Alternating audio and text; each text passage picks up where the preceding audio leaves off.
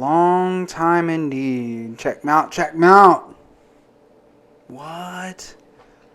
The nigga got rid of his hair? Oh my god, he looks so busted now. Yeah, I'm a hat guy for now.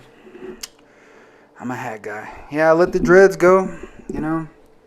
Just felt like it was that time. I fucking started my dreadlock journey in 2012.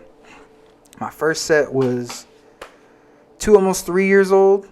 And my second set was going to turn 5 years this month. So I was like, that's plenty of time dedicated to having dreadlocks. So let's go for something new. And probably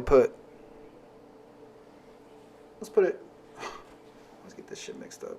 Probably put it like right here. That's the kind of hair I want. Just long and curly hair from now on, you know. But I'm on a new journey. New spiritual journey. And yeah, I really miss my dreads, honestly. If I'm being 1,000, or if I'm being 99 plus a penny, I really miss them. And I still have like dreadlock tendencies. Like I usually like would touch them. So like a lot of the times, I'll just grab my dreads like this. So I'll find myself just reaching back here and not finding anything, and just have a neck. So I just get my neck. Just smack it real quick for being a dumbass nigga. It feels benefits though. It's really nice to get in the shower and just let the shower hit my head. Because when I had dreadlocks, washing your hair, getting it wet, was a whole process. As soon as it gets wet, now you're gonna be sitting there with the blow dryer for at least like 30 minutes.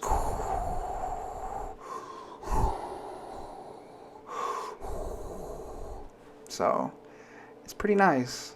I mean, it's nice not having hair, but it almost feels like I'm a brand new person. Like, look at me. This isn't who I started the channel as.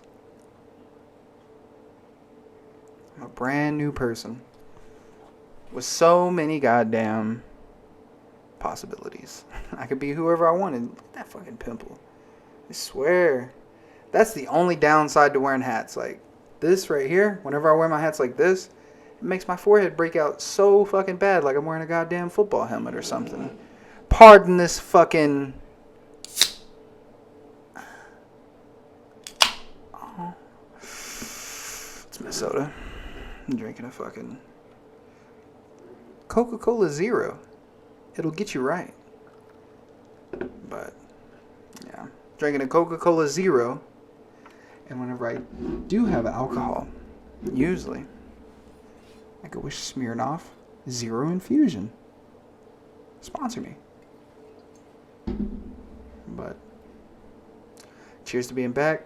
See my guitar? Go into the significance of that afterwards. Cheers to being back. Because I fucking miss doing this shit. And anybody who watches, I fucking missed you, man. Miss talking to you. So, cheers. Cunts. But yeah, my guitar. So, I don't know. You can probably see from my fucking t-shirt. Look at my t-shirt. Dragon Ball. Vegeta. I mean, he doesn't like putting these on, but, you know, because he never likes fusing with Kakarot. Yeah, I call him Kakarot. I know him like that. But he doesn't like fusing with Goku. But these are what the Kais wear. And Kais are kind of like the creation in the Dragon Ball Z universe. They watch over creation. And, yeah, so I wear it on my right ear. And you might say, hey, Devin, I don't know if you know this, but gay niggas wear earrings on their right ears, because that's my right ear. And I would say to you, bro, this isn't the 80s. And also, I have a cuff on that ear. See my gold cuff? And that would signify Beerus. Beerus their destroyer god. So the creation gods wear pataras, and they wear 2 of them. I have 2 of them, but I didn't want to wear 2 dangle earrings because it's too much. I feel like that one dangles already so much. I was jump roping today, and it was just fucking everywhere, dude. But this one, I wear this one because of Beerus. He's the destruction god, and he has destruction energy. And I wear that one for him. So it felt weird to wear a dangle earring on the same side that I have a cuff. Just looking for balance. Especially because I already have my nose ring on the left side. So I'm just looking for some balance in my life. So I went cuff on the left, nose ring on the left. I don't know why I'm fucking nose ring on the left, cuff on the left, eyebrow slit on the right, patara on the right, to give myself some balance. And then I got my fucking septum in the middle. Yeah, I just barely switched this hoe to fucking gold. I was rocking black for a while, but kind of like the gold because it goes with my beard little thing. And yeah, it's nice, but shit, bro. As of today, the world is apparently we just giving away weapons. Huh, Taco. I don't know why I look at this to Taco. We just giving away weapons, huh? We like giving away weapons to our enemies, the Taliban. Wow, that was really controversial to say, Taco. I can't believe you said that on the air. Maybe I'll cut that out, but yeah, I don't think you should say stuff like that. But yeah, we're just giving away AK-47s, helicopters. Aaliyah hit me up yesterday. She was like, "Did you know that we're giving away AK-47s, or we're giving away just weapons over to the Taliban?" And I was like, "Yeah, babe, it's like a week old." I'm talking to her like she's I talk to her like she's fucking late to the scene. Like a week old is like a long time to have come across some fucking news. Hold on. My fucking lips are dry.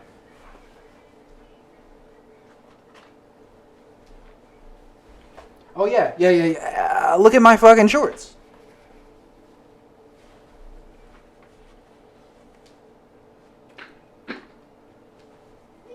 They're fucking Rick and Morty. And they go along with my... Oh, and I got red socks on. And black shoes. I'm fucking swagged out today with colors, bro. Fuck with me. Who's fucking with me? Ain't nobody fucking with my color game. But I use this shit. Aquaphor. Healing ointment. It's the only thing to keep these lips in check. I don't know why, but, God damn it. I don't know how to get this shit to stay on. Let me use this pen. Hold on.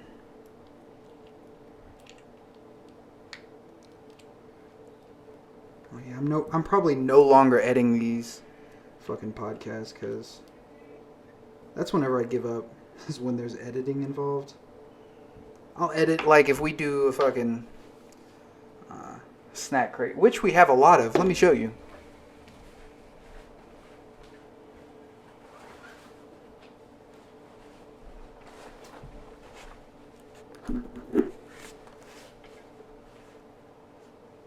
We still got this many snack crates, my nigga. Oh, look at those veins. That nigga veiny. Like a Snickers bar.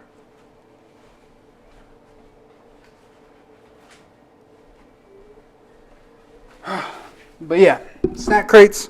Probably the only videos I'm going to start fucking editing, because probably just going to record an intro, record an outro, slap them on there. That way I can get back on track, because The editing gets overwhelming, my bro. Like, oh my god. I tried to fucking edit this. I did a podcast as soon as I cut my hair. This was like a month ago. 3 weeks ago. And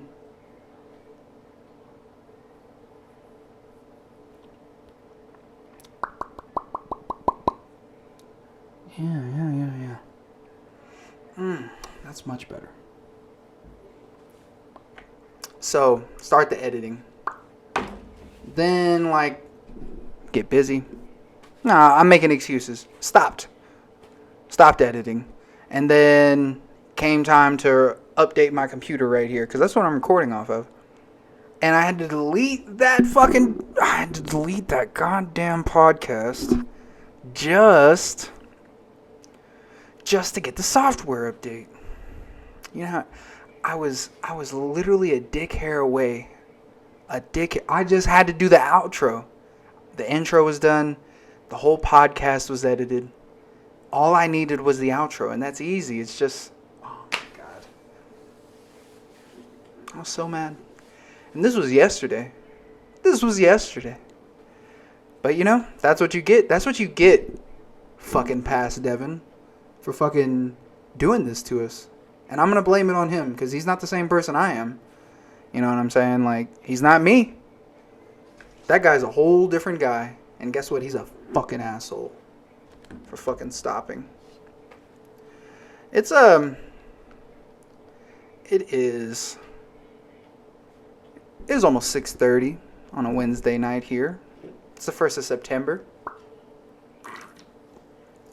So I guess that'll be the note to tell you how long it takes me to upload this. And I'm hoping I'll upload this tomorrow, because doing the intro and the outros really don't take that much effort. Because I guarantee, like, I'm telling you, I'm not editing these anymore. Like, you're just getting raw Devin. I'm raw dogging you right now. And you might not like it, but it's fucking happening. And fuck you gonna do about it? It's already happened. Keep watching, and the raw dog continues. It said people clicked off right at this moment. But shit, the fucking world, bro. The world is... I don't even give a fuck at this point. Honestly, I don't care at this point. I think in the last one I said, the one that fucking got deleted, I said, whoever's gonna die is gonna die at this point. We wanted to half-ass our fucking quarantine. I said from the get-go, either we quarantine 100%. Let me make sure I'm... Okay. I was like, what if I'm not recording? I said, we quarantine 100%, or we don't quarantine at all. So we did this little halvesies fucking bullshit where you quarantine kinda, unless you need to go to the store. It's like, what? What? Is it really that serious? If it's not that serious to where we can go to the store, why is it so serious we can't do other shit? Like go to a restaurant, or go to a club, or go to a bar and shit like that. Like, you're being ridiculous at this point. My beliefs still are firmly... Maybe I would have taken it more serious if they would have taken it more serious. But I caught COVID. Had to be July? Yeah, the beginning of July. So about 2 months ago. And my symptoms were... I knew I was getting sick. I went to my grandma's. Okay, I went to my grandma's. My mom went to a wedding about a week before. She also went to my grandma's. And I was chill. At my grandma's, though, my mom and her boyfriend weren't so hot, though. They weren't hot. That was like 3-4 days in after the wedding. And 3-4 days after that, because we weren't even there a week, you know. We were there, I think, Thursday, Friday, Saturday, Sunday. And on our way back Sunday or Monday, I started feeling something in the back of my throat. And my mom was like, yeah, I'm going to go get tested. We were driving back I started feeling tired, like drained. And then she was like, yeah, we have COVID, so y'all should probably get tested. So we called on our way back, set up an appointment for the next day. We get home, unpack all that shit.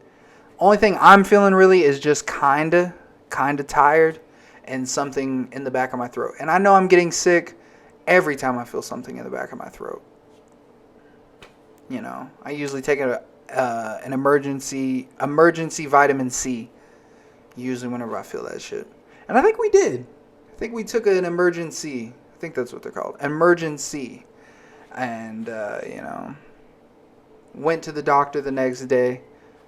I woke up the next day pretty tired. Like, my body was tired. I just felt tired. And especially after we got back from the doctors. So we went to the doctors, filled out the fucking paperwork, waited in the lobby. I was doing okay. I was doing all right, you know. Like, I'm a little tired, shit like that, you know. Nothing too serious. But, like, got called back. Oh, my God. They did the nostril and the throat one. Throat one's not that bad, you know. I ain't no stranger to shit going down my throat. No homo. I said, can you say no homo after you say some shit like that? Like, I ain't no stranger to shit down my throat. You know, no homo. Pause. I don't think you can. But the one up my nose was, oh my, they did this nostril and then my throat. I wish they would have just took my word for it. I was like, I probably got COVID. And they're like, well, let's check for it. Let's fuck your nostril. Oh, fuck, baby. Oh, that nostril's just as good. Fuck. Let's get that throat. And then they came back like 10 minutes later. And they were like, yeah, you're positive. We did. Okay. So Aaliyah, like, I took it like a soldier, you know. Like, whenever they went up my nose, I just disassociated. I'm good at disassociating. Like, I'll just be like,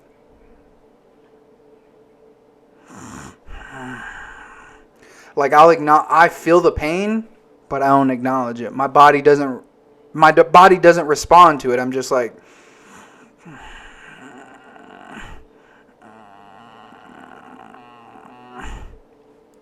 not Aaliyah though.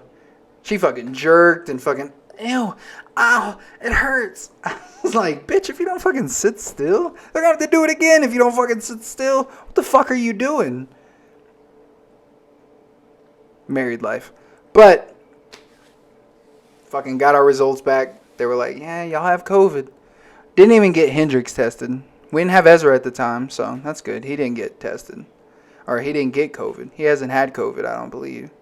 But, yeah, didn't get Ezra tested and didn't get Hendrix tested. Because I was like, if we have COVID, definitely Hendrix has COVID. And his symptoms were so mild. Like, basically nothing. He was running around every day. Nothing. My symptoms were, first 3 days, body aches, fever. My fever wasn't that bad. I only got up to like 101, which still is a fever, you know. It's a fever. But it's not that bad, honestly. Hold on, give me 1 sec. I gotta text somebody back. They sent me an important message. And that's it. That's all they give. So my symptoms were, yeah, I had body aches, like my back. My back hurt like, God, my back and legs, they were just aching the whole time. At least when I was running a fever. And my fever would only go up to about 101. It wouldn't get really, really high, like shockingly high. And I had like a dry cough. But my coughs weren't like, no, it was like one cough and I'd cough up a lot of phlegm. And then I would just spit that out. It was like really thick phlegm too. It wasn't like watery, nothing like that. I retain my sense of taste and smell. Never lost that. And yeah, I chalk it up as I'm a really healthy individual. Okay, first 3 days were shit. Then the next 2 days, day 4 and 5, I felt okay. I even did a workout on like day 4 or 5, maybe both. I did like burpees and push-ups and sit-ups and squats and stuff like that. And then I started feeling it again, like just the tiredness. I would say the tiredness, just the exhaustion is what gets you. Because I'd wake up, take my fucking vitamins. And apparently you're supposed to take vitamins with food. I didn't know that. So I'd wake up, take my vitamins, and then get real nauseous. I'd get real nauseous. And then eat something. And I was eating literally anything. I didn't have like a diet plan at all. I was eating pizza. I was eating pasta. I was eating fucking burgers, chicken strips. And I still got down like 5 to 10 pounds, yo. It was crazy. It was crazy. My body was working. And yeah, it was just such a weird experience. I even drank some of the days. So the fact that I drank, I worked out, I went outside, I went to the store. When I had COVID, I went to the store. Because, I mean, like, I'm the man. Boys can't go. They feel the best. Or Hendrix, he feels the best. He's running around. He can't go to the store for us. Aaliyah doesn't. That was a bitch. Aaliyah can't fucking go to the store. Like, it's gotta be me. So, days where I was feeling good, hit the store, got us some more supplies, got us some more food and stuff like that so we can eat. We DoorDashed a lot of shit. But overall, I would say it was a shitty experience, but also a very good experience because, like, I didn't have to do anything. It was very nice not having to do anything. Does it make me a bad person? I don't know. And now I have immunity for like 2 more months. 1.5 more months. I don't know how long you have an immunity for. Honestly, if I get COVID again, I'm really not that worried because I go work out constantly. I go work out, fucking computer fucking stopped that shit. Computer got dim.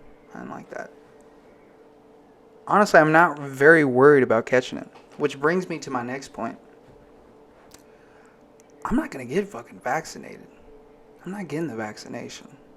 Because, first of all, I haven't been on a plane since I was, a year old?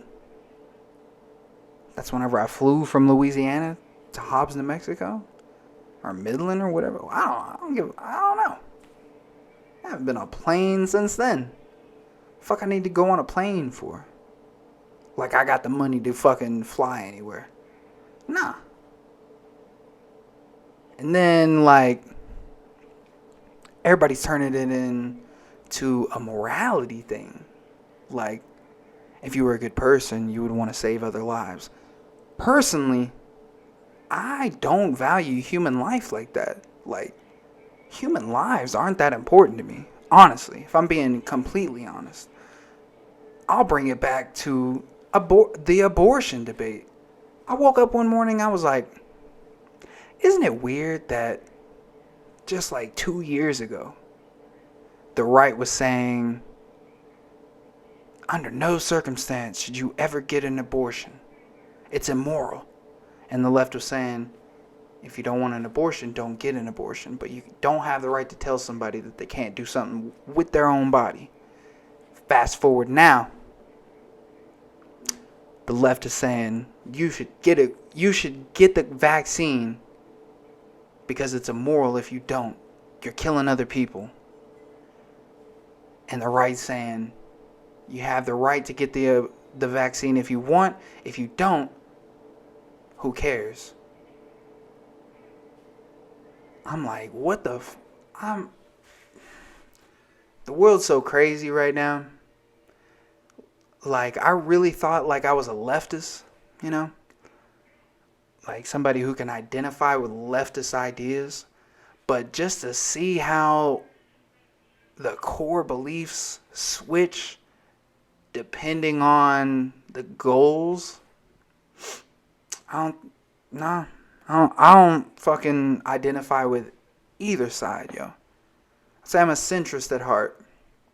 And I see a lot of my friends, or people that I thought were my friends, you know, thought that I connected with ideologically. Is that a word? In my head, it didn't sound right in my head, ideologically. But just seeing how they flip-flop depending on what their team supports and what they don't support. It's literally the same thing as the right side. And I can't vibe with that shit, bro. Like, you're not even your own person, bro. You don't have your own core beliefs. Your core beliefs are based on what your team believes. And I don't fuck with that. Like, I'm my own person. I'm the one who makes sense of the reality around me. I'm the one who questions everything. The only thing, every time I question these people, you should get vaccinated. They say something like, well, unvaccinated people are taking up all the hospital beds in the hospitals. And I said, okay, if you choose not to get vaccinated, then you're not essential to the hospital. You don't get a hospital bed. Okay. Shouldn't that be a fair statement? Like, if you're a person who's like, I don't want to get the vaccination, and they tell you, okay, since you don't want the vaccination, if you do get sick, like deathly ill, you're going to be treated as if you're a lower tier priority. I'll take that. If they told me that, I'll take that. Whatever. And if I fucking die from COVID, who fucking cares? Like, I'm scared to die or something. It's evolution. A disease is evolution. It's something that's taken out the weak. That sounds... Okay, hold on. Let me back up. Because that sounds pretty dark, Devin. Shouldn't say something like that. But definitely, people are losing their people. And I feel for those families. Not going to say I don't. But it definitely is evolution. That people are going to die. Because this, whether we want it to or not, this disease exists. And given the way that they handled it in the beginning, I started the podcast saying either we shut down completely or we open up completely and let herd immunity take control. We did like a halvesies thing. So I was down for either. And we did a halvesies thing, and now we're at this point where if you want the vaccine, go get the vaccine. If you don't, don't. But whoever's going to catch it is going to catch it. And whoever's going to die is going to die. And that's the harsh reality of living. It's like living in the mountains. It's almost like living in the mountains and never going outside because bears exist. Fuck that shit, nigga. The fuck I look like. I talked to somebody today that said when COVID first emerged, they didn't leave their house for 7 months. I couldn't imagine. I could not imagine. That's so fucking crazy to me. Never leaving your house for 7 months just because you're scared of a disease. And I get like people are dying and everything, but goes back to me not really valuing human life like that. I don't even value my life like that. Only life I value like that is my mother, my wife, and my children, and my sisters. And we all caught it. And we did all right. My mom caught it not even 4 months after radiation for breast cancer. And she kicked its ass. Like, I find it very hard for me to take it serious. I'd much rather just catch it naturally and deal with it like that instead of getting a fucking vaccine. A vaccine that, I don't know, maybe it's just because I don't trust the government. Maybe. And I don't know where all this trust in the government came from, especially from the left. Like, the whole thing was built upon we don't trust the government. And then started trusting the government as soon as it became a morality thing. They want to seem like the good people. That's the problem with the left. They always want to seem like the good people based on their beliefs. And I don't fuck with it. Maybe it's because I don't give a fuck if I'm a good person. On that note, this nigga with 2 thumbs has got to take a piss. I'll be right back.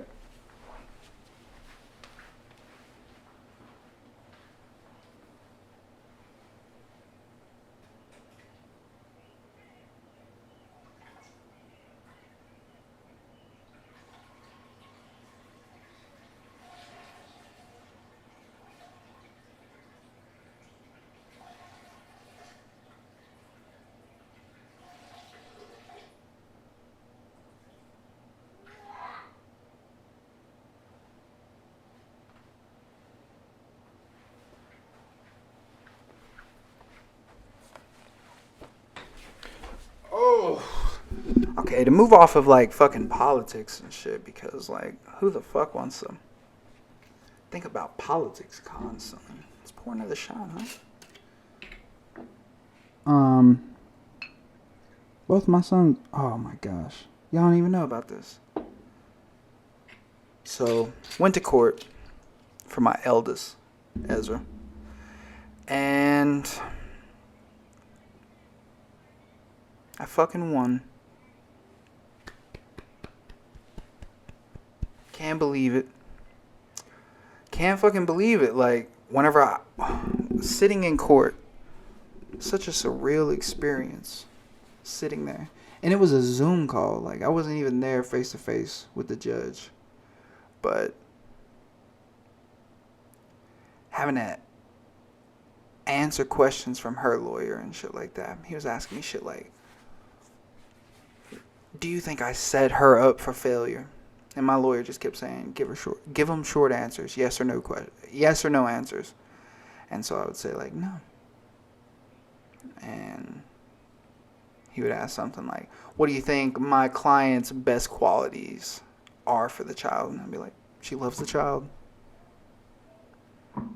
Stuff like that. It was just such a surreal experience. And then to hear the judge grant me primary custody, it was just something 3-4 years ago I just never thought would be a reality. And I broke down, broke down and cried. I don't know if you see this picture right here. Oh. That one. It's me braiding his hair whenever I first got him. I just never thought that would happen, and I almost started crying. But I got him now. The only downside is they cut his hair. Honestly, he got his hair cut first. As soon as he got his hair cut, I had been thinking about cutting my hair, and I asked him if he was sad about it. And he was like, no, I wanted to cut my hair and this and that. I was like, why'd you want to cut your hair? And he was like, it was in my face. I was like, did you know you can just pull it up out of your face? Like, put it in a bun? And he was like, oh, no. I was like, did your mom tell you that you should cut it because it was in your face? And he was like, yeah. I was like, did you cut it after your birthday? Because the court hearing was after his birthday. I was like, did you cut it before your birthday? And he was like, no, we cut it after my birthday. I was like, was it recently? He was like, yeah, it was before I came here. And I was like, all right, I've been wanting to cut my hair. Maybe I'll cut my hair with him. That way he doesn't feel alone. And, but yeah, got him. So, cheers to the dads out there. It's a hard fight. You gotta go above and beyond. But it's worth it, man. Don't stop the fight. Don't ever give up. These children need us. No matter how much the media, the moms, the mainstream try to make us feel like we're unimportant. I grew up without a dad, and I vowed to make sure that my children knew their dad. So, cheers, y'all.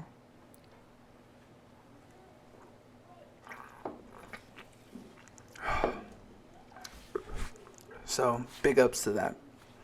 Also, he's in first grade now. Learning a lot. We're going over his like sight words and like reoccurring words and stuff like that. I had him write down his fucking spelling bee test every Friday, and had him write down his words 10 times each. You know, the shit that they made us do. And he has 10 words, so he had to write them down 10 times each for a total of 100 words. And he's not that good at writing yet. Honestly, I think he might be I almost said bipolar. I think he might be a little dyslexic because he jumbles up his letters a lot, especially when he's reading or writing. He jumbles them up. So that might be something that we gotta entertain here soon. We're gonna see how he does because he's only in first grade. He's only 6 years old, so I don't want to jump to any conclusions. I want to see how he develops. Also, my youngest, Hendrix. Sorry. Shit's got me burping. It's probably that Coca-Cola Zero. Try it. It'll do the job. My youngest, Hendrix, got accepted into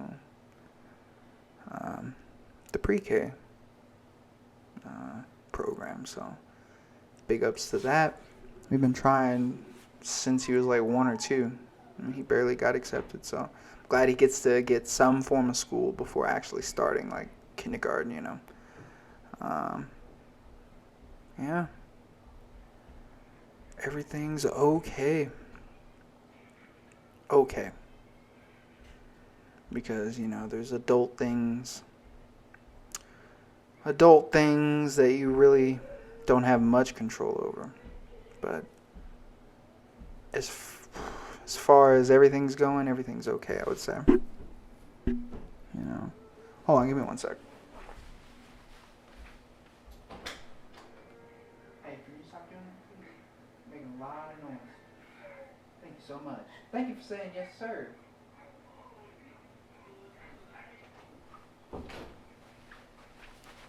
Oh my gosh. I just asked Ezra, hey, can you stop doing that? And he said, yes, sir. What? My boy. Are you learning? Wow. That's nice. Honestly, having children, it's a stressful process. But it's the most fulfilling thing I've ever done in my life. It's the most loving thing. Hendrix will say shit like, Ezra's not this sentimental, but Hendrix is just like oozing of love. He's only 4, so I don't know if that's just being young or not, but he'll just, like today, gave him some cereal, and I was sitting on the couch while he was sitting at the table. And so the table's over here, the couch is over here. And he was like, Dad. I was like, well, mind you, it's like I just got back from taking Ezra to school. So it's like 7:45, 7:50. And he's like, I love you. And I was like, I love you too, man. And he was like, and I love you to the moon and back. And I was like, I love you to the moon and back. And that's something I would tell them. I would tell them, you know how much Dad loves you? Dad loves you to the moon and back. It's beautiful. It's indescribable amount of love.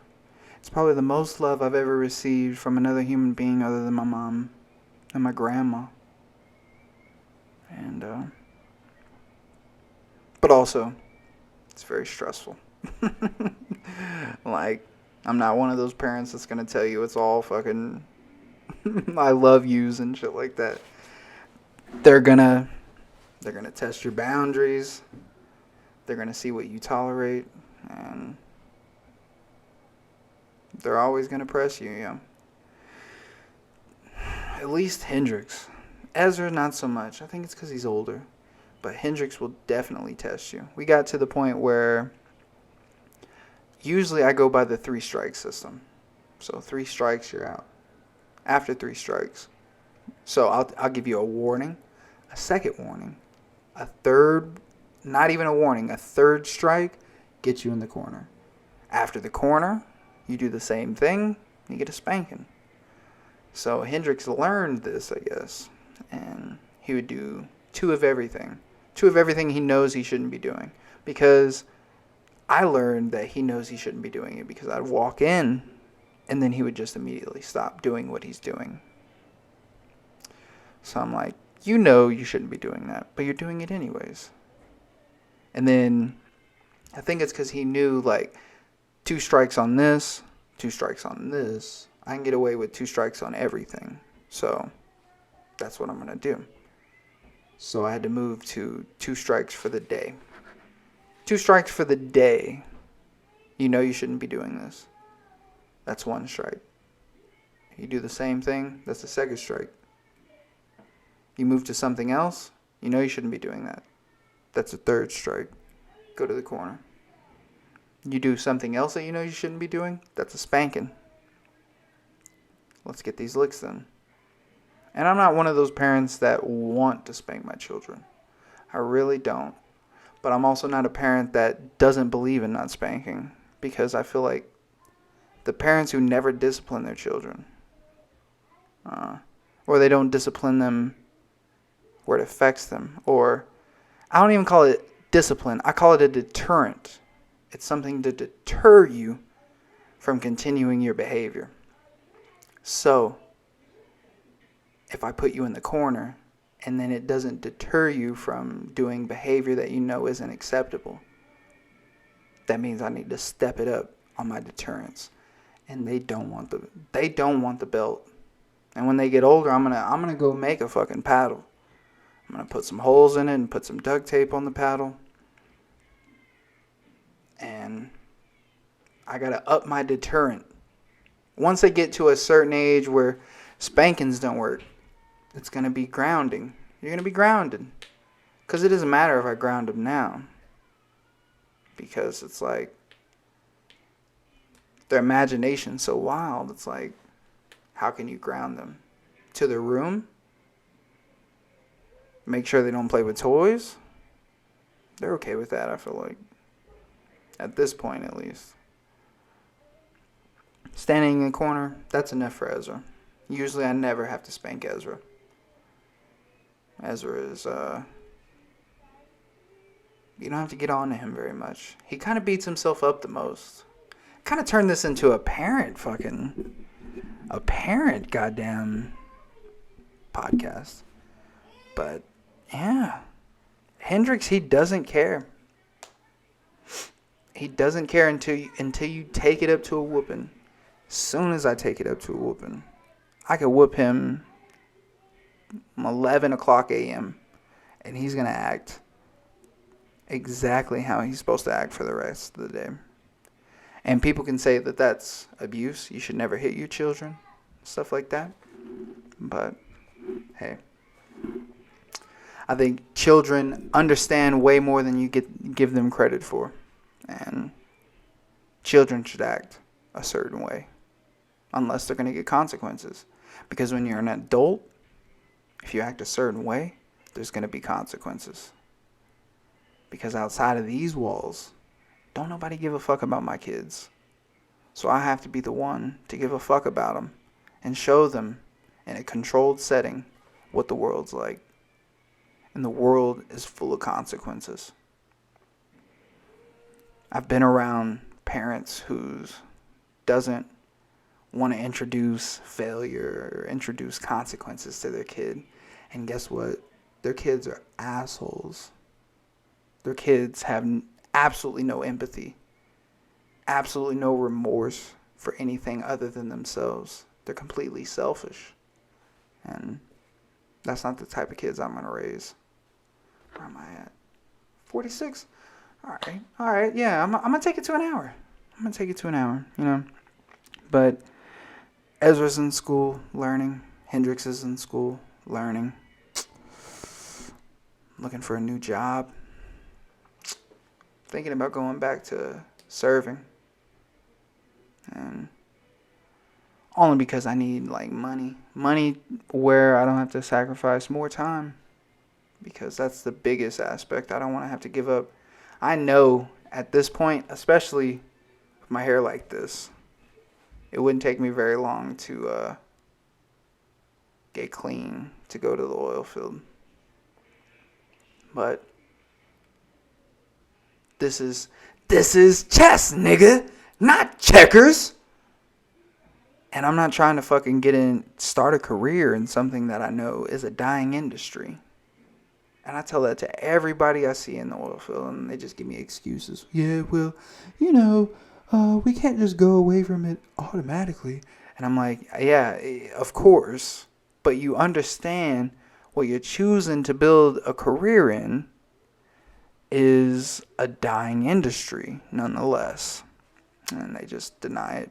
They're like, yeah, well, that's why I'm voting for Trump, because he wants to keep oil around. I'm like, but, bruh, it doesn't matter what the president says.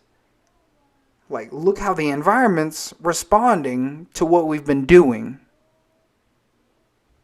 Do you really think we can sustain the way we've been harvesting energy, the way we've been harvesting it? And then you just get all shoulders. They're like, nah, I mean, I'm making money, so I need to make money now. That way, it's like, bro,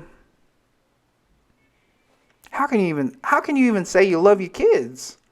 If that's your argument, I gotta make money now. How can you say you love your kids? Because you're basically passing off the burden from us on to them. Which is what the older generations did to us. Is that love? I don't think so. I think it's getting away from the consequences. It's I don't vibe with it, honestly. So I find myself, no disrespect to anybody who's in the oil field, but if you're in the oil field, you really need to stack your money and get the fuck out, or get a trade that's going to transfer. Yeah, well, sorry, my fucking video cut short, so then I recorded another 10 minutes. I saw your fucking feet, dude.